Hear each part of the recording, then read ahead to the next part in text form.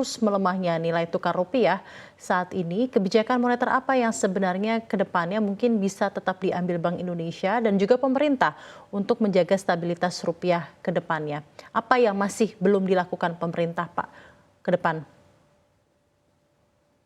Ya, sebenarnya kalau dari sisi kebijakan moneter, Mbak Safrina ya, sudah ada beberapa langkah yang dilakukan oleh, halo, Ya, mari bisa Pak, kedengaran silakan, suara silakan Pak, saya? bisa dengan jelas Pak. Ya, ya, Silakan Pak. sebenarnya kalau dari sisi pemerintah sudah ada beberapa kebijakan yang dilakukan ya. Misalnya ada instrumen sekarang SRBI yang minatnya juga cukup besar. Dan ada lonjakan minat asing 40%, 8%, dan ini cukup menggembirakan sebenarnya.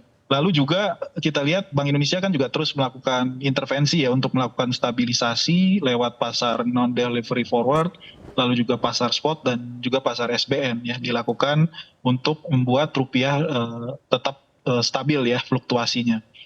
Lalu dari sisi pemerintah juga kan sudah ada kebijakan DHE ya ini untuk menarik hasil ekspor supaya lebih banyak yang dominan tetap bertahan di dalam negeri ya, terutama untuk sumber daya alam. Lalu yang terakhir juga kemarin juga ada kebijakan dari Bank Indonesia kan terkait dengan modal pinjaman luar negeri ya, luar negeri bank-bank yang dibatasi 30%. Jadi terhadap modal ya. Jadi ini juga untuk menjaga supaya ya ke depannya tentunya. Jadi saya pikir ini karena tadi kontributor utamanya 90% faktor eksternal memang agak sulit ya. Jadi utamanya memang upaya stabilisasi tetap dilakukan karena juga cadangan devisa relatif masih terjaga ya di atas 134 miliar dolar, ini relatif masih cukup ya untuk standar internasional, lebih dari 6 bulan impor. Oke, baik. Terima kasih banyak Pak David. Kita akan coba lanjutkan terlebih dahulu Halo? kepada Pak Adi karena ada gangguan sendiri dari sambungan dari Pak David.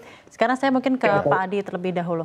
Ya, Pak Adi, tanggapan Anda seperti apa, Pak? Tadi seperti Anda sampaikan, ini pelemahannya year to date itu di 6% gitu ya, ya. belum terlalu tinggi gitu ya. Tapi tentunya kita ketahui jika menyentuh level di 16.600-an, 16.700-an saja gitu ya Pak ya.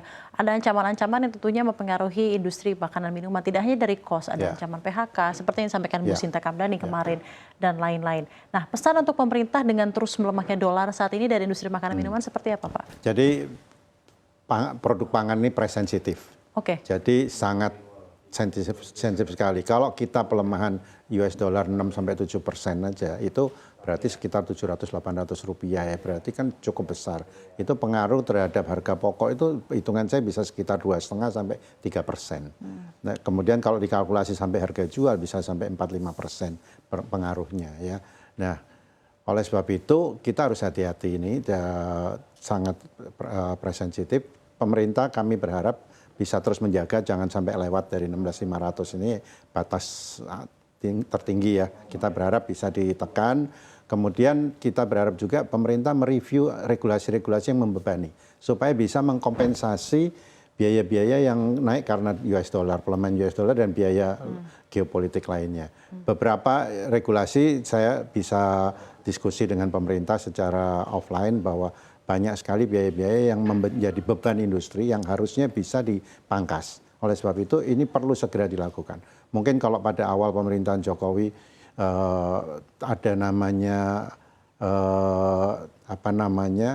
debottlenecking ya pada waktu itu, mungkin kita perlu pada akhir pemerintahan Presiden Jokowi ini untuk melakukan debottlenecking lagi supaya biaya-biaya bisa berkurang. Ini untuk mengkompensasi situasi yang tidak menggembirakan saat ini. Ini penting sekali. Dan kemudian kita berharap juga ada harmonisasi regulasi antara import antara bahan baku dengan bahan produk jadi. Ya, karena bahan baku ini sekarang kena bea masuk, izin importnya sulit, padahal di dalam negeri tidak tersedia. Tapi produk jadi bea masuknya 0 sekarang. Hampir rata-rata produk jadi bea masuknya 0. Sementara bahan bakunya kena bea masuk seperti itu ya. Apalagi kalau produk jadi izinnya lebih mudah Mbak. Lebih mudah, tapi bahan baku lebih sulit. Gitu. Dan menurut Anda itu malah Nah ini mendisinsentifkan. mendisinsentif bagi industri. Oleh sebab itu ini perlu segera dipikirkan harmonisasi import bahan baku dan produk jadi. Ini sangat penting sekali. Memang dulu filosofinya untuk melindungi petani, petambak dan lain sebagainya. Tapi kita harus melihat kalau memang ini tidak tersedia di dalam negeri, mau tidak mau pemerintah harus mempermudah bahan baku ini. Apalagi kalau Undang-Undang Perindustrian menyatakan bahwa pemerintah bertanggung jawab terhadap ketersediaan bahan baku, sumber daya industri, sumber daya manusia industri, dan lain sebagainya. Ini penting sekali harus dilakukan seperti itu. Oke. Pak, bagaimana dengan opsi kenaikan harga, Pak? Ya.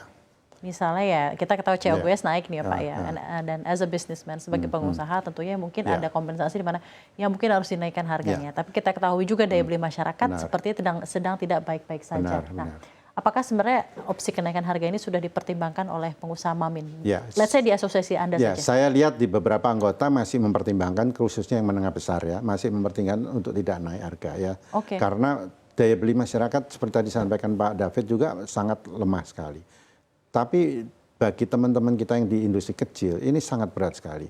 Mereka bahan bakunya kadang stoknya harian, mingguan, dan mau tidak mau begitu naik mereka mau tidak bisa menahan kenaikan harga jualnya. Atau mereka kadang-kadang melakukan resize, jadi ukuran jualnya diperkecil supaya bisa dibeli oleh konsumen tetap seperti itu. Nah, perusahaan besar kalau mau menaikkan harga prosesnya panjang. Kita harus negosiasi dengan distributor, dengan retail. Kita harus melihat situasi konsumennya dan lain sebagainya. Cukup panjang, butuh waktu 2-3 bulan.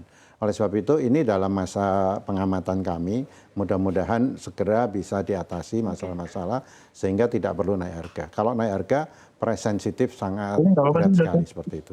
Oke, baik. Terima kasih banyak Pak Adi atas opini Anda dan insight dari industri makanan minuman di Indonesia.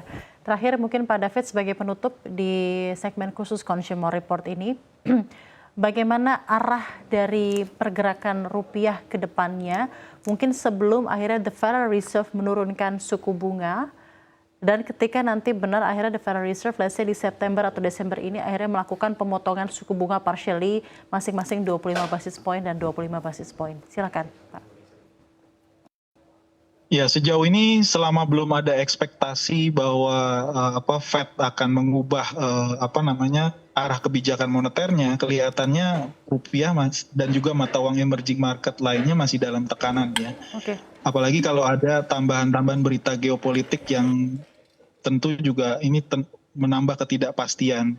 Tapi intinya sebenarnya kita perlu solusi-solusi jangka menengah panjang yang seperti dikatakan Pak Adi tadi, bagaimana memperkuat industri menengah kita ya. Jadi bagaimana kita mendorong supaya investasi juga lebih besar ke sektor-sektor atau industri yang bisa mengolah bahan mentah menjadi bahan setengah jadi atau bahan baku ya. Sehingga import bahan baku kita yang memang sangat besar, 70% dari impor kita itu bahan baku. Nah, kalau misalnya bisa kita kurangi, ini tentunya akan menambah daya saing dan juga competitiveness dari industri kita di dalam negeri ya, sehingga kita tidak terombang-ambing terlalu kuat oleh ketidakpastian eksternal, terutama karena kebijakan moneter dari Fed maupun juga gonjang-ganjing geopolitik tadi. Jadi saya pikir perlu ada blueprint kebijakan bagaimana memperkuat juga dalam jangka menengah, karena solusinya tidak bisa dilakukan dalam jangka pendek. Nah, ini perlu dilakukan jangka menengah panjang via kebijakan-kebijakan industri perdagangan yang mendukung ya di dalam negeri.